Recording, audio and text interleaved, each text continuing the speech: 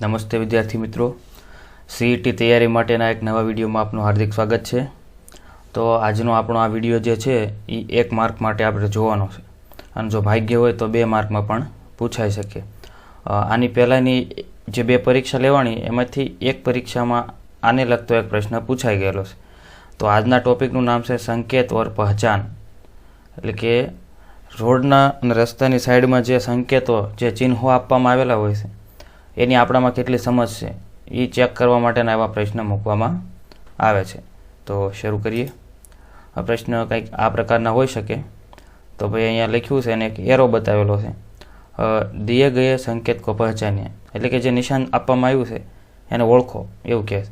તો આમાં 4 ઓપ્શન આપેલા છે: આગે ચલે, દાયે ચલે, બાયે ચલે, યુટર્ન ચલે. હવે આ સંકેત જોઈને અમુક વિદ્યાર્થીઓને તો ખબર જ ન પડે કે આ સંકેત કહેવા હું માંગે છે. એટલે ઘણીવાર આવા સંકેતો વખતે આપણે દુવિધા મુકાઈ દઈએ કે આમાં કરવું હું, અને આ પ્રશ્ન છે એ પૂછાઈ ગયેલો એક પેપરમાં. એવી જ રીતે એક બીજો પ્રશ્ન જોઈએ. અહીંયા જો એક ખટારો દોરેલો છે અને 10 લખેલું છે, દિએ ગયા સંકેત કો પહેચાનિए. હવે ઊંચાઈ સીમા, લંબાઈ સીમા, ભાર સીમા અને રોક સમાપ્તિ, આમાંથી હું આમાં આવતું હશે આપણને ખબર નથી. અને આટલો અઘરો પ્રશ્ન પૂછી ન હોય કે, પણ જો સૌથી અઘરું કરવું હોય તો આ મૂકીએ કે, એટલે અહીંયા મૂક્યો છે આ પ્રશ્ન. એવી જ રીતે એક ત્રીજો પ્રશ્ન છે, અહીંયા લખ્યું છે સ્ટોપ, દિએ ગયે સંકેત કો પહેચાનિए. તો અહીંયા લખ્યું છે ઠહરીએ, પ્રવેશ નિષેધ, આગે ચલીએ અને સંકરા સેતુ. તો કદાચ વિદ્યાર્થી આ બેને તો સોલ્વ કરી નાખે કે હાલો સી ડી નહીં આવતા હોય તો ઠહરીએ લખવું કે પ્રવેશ નિષેધ લખવું, હું લખું. તો આવી વખતે પણ વિદ્યાર્થી કન્ફ્યુઝ થઈ જાય કે આમાં કરવું હું. એટલે આવું ન બને એટલે આપણે આ વિડીયો આજે બનાવી રહ્યા છીએ. તો સૌથી પહેલાં આપણે બધા ચિહ્નો સમજી લઈએ. તો હવે આપણે સડક પર જોવા મળતા ચિહ્નો વિશે માહિતી મેળવી લઈએ. એક તો હોય છે આદેશાત્મક ચિહ્નો અને બીજા હોય છે ચેતવણીવાળા ચિહ્નો. આદેશાત્મક ચિહ્નો છે એ આપણને આદેશ કરે છે, આપણે એ આદેશોનું પાલન કરવું ફરજિયાત હોય છે. રેડી? જો હવે આની પછી ઘણા બધા ચિહ્નો આવશે. અને બીજા હોય છે ચેતવણીવાળા. તો ચેતવણી જે આપણને સૂચિત કરે છે કે આપણે શું ધ્યાન રાખવાનું છે. તો જોઈશું આપણે આગળ. તો પહેલું અહીંયા ચિહ્ન આપ્યું છે આ ગોળાકાર, આની વચ્ચે સ્ટોપ લખેલું આવે. અહીં રૂકીએ એવું લખેલું આવે, એટલે કે ઊભા રહો, અથવા ઠહરીએ, બેમાંથી એક ગમે લખેલું હોઈ શકે. બીજું છે રસ્તા દીજીએ, રસ્તો આપો. આવું કંઈક ત્રિકોણ હોય તો આપણે રસ્તો આપી દેવો, એનું કહેવાનો મતલબ એમ છે. પછી છે પ્રવેશ નિષેધ, એટલે કે અંદર પ્રવેશવાની મનાઈ છે, એટલે કે અંદર ના આવી શકે. ઘણીવાર આ એરોની જગ્યાએ હાથ પણ હોઈ શકે, એવું બને. તો આ પ્રવેશ નિષેધ એટલે અંદર આવવાની મનાઈ છે અથવા આગળ વધવાની મનાઈ છે. આને વાલે યાતાયાત કો પ્રાથમિકતા દે, એટલે કે માની લો કે આપણે આ લાલ લીટીમાં જઈ રહ્યા છીએ, એટલે કે જે સામેથી ટ્રાફિક આવી રહ્યું છે એને આપણે શાંતિથી રસ્તો આપી દેવાનો છે, એવું કહેવા માંગે છે. ત્યારબાદ અહીંયા છે સભી મોટર વાહનો કા આના મના હૈ, એટલે કે 4 વ્હીલ હોય કે 2 વ્હીલ, એક પણ ગાડી અંદર આવી શકે નહીં. ત્યારબાદ એક ખટારો દોર્યો છે અને એની ઉપર છે લાલ લાઈન. તો ભાઈ આ લાલ લાઈનનો મતલબ છે બંધી છે, એટલે કે આવી શકાય નહીં, એવું કહેવા માંગે છે. તો ટ્રકો કા આના મના હૈ, એટલે કે ખટારાઓ અહીંયા ચડી શકે નહીં અથવા ચાલી શકે નહીં, આવી શકે નહીં. એવી જ રીતે આગળ બેલગાડીઓ ઓર હાથ થેલો કા આના મના હૈ, એટલે કે જે બળદગાડા હોય એ અને જે હાથ લારીવાળા હોય, હાથેથી લારી ખેંચીને જતા હોય, કામ કરતા હોય, એ લોકોએ પણ અહીંયા આવવાની મનાઈ છે, એવું અહીંયા દોરેલું છે. ત્યારબાદ બેલગાડીઓ કા આના મના હૈ, તો એ તો આપણે જોઈ લીધું, અહીંયા બળદગાડાને આવવાની મનાઈ છે. પછી આગળ વધીએ. તાંગુ કા આના મના હૈ, એટલે કે ઘોડાગાડીની અહીંયા આવવાની મનાઈ છે. આ લાલ લીટી ભાળો એટલે એનો મતલબ એમ છે પ્રતિબંધિત છે આવી, બરાબર, એના માટે એટલે આવવાની મનાઈ એવું લખેલું છે. ત્યારબાદ સાયકલો કા આના મના હૈ, એટલે કે સાયકલો અહીંયા આવી શકે નહીં. ત્યારબાદ પદયાત્રીઓ કા આના મના હૈ, એટલે કે ચાલીને જે જવાવાળા છે એ લોકોને અહીંયા આવવાનું મનાય છે. ત્યારબાદ દાએ મૂળના મના હૈ, એટલે કે તમે જમણા હાથ ઉપર વળાંક લઈ શકો નહીં. દ થી દ જોડી નહીં દેવાનું. દાયા એટલે ડાબું ન થાય, યાદ રાખવું. દાયા એટલે જમણું અને બાયા એટલે ડાબું.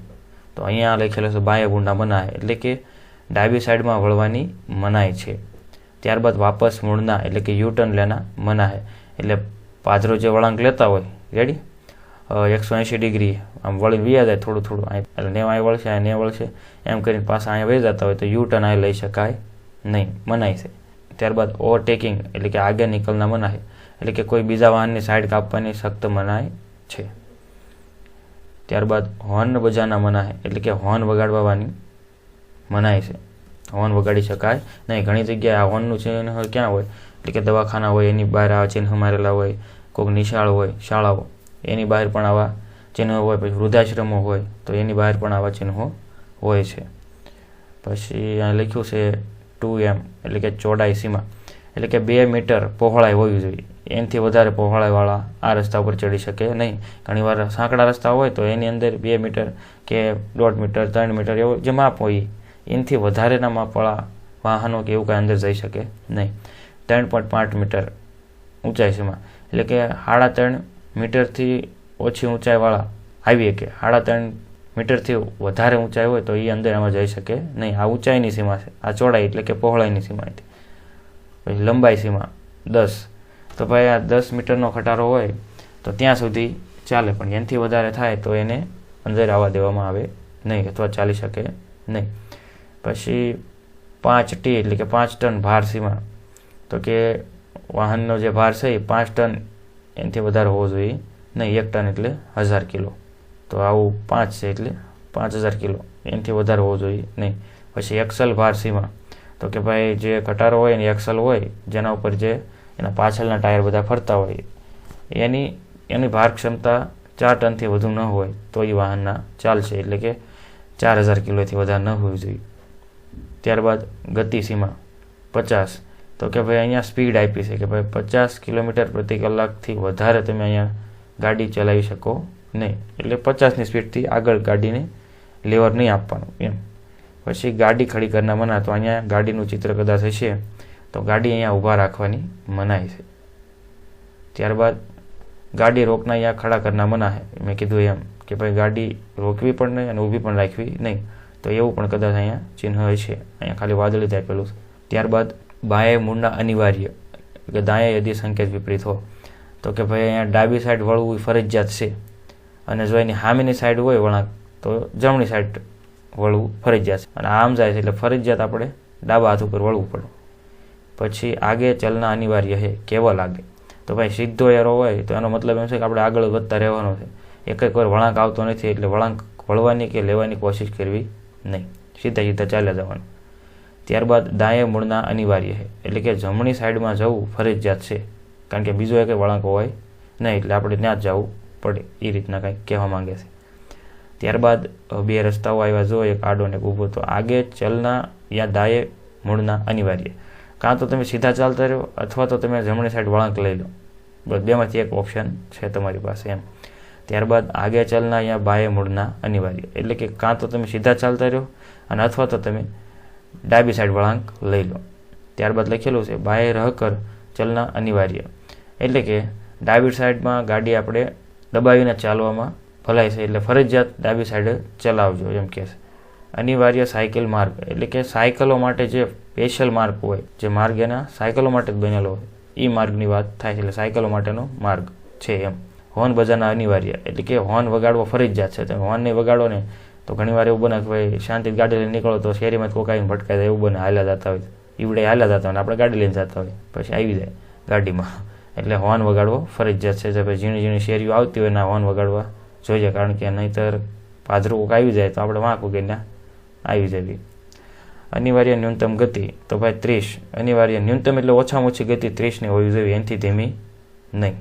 એનાથી વધારે હાલે એનાથી ધીમી નહીં, 30 કિલોમીટર પ્રતિ કલાકથી ઓછી નહીં. રોક સમાપ્તિ ચિહ્ન, એટલે કે ભાઈ અહીંયા જે રોક હતું, પ્રતિબંધ હતો એ હવે સમાપ્ત થાય છે, હવે તમે આગળ ગાડી લઈ જઈ શકો છો, એનો કંઈક એવો અર્થ થતો હશે.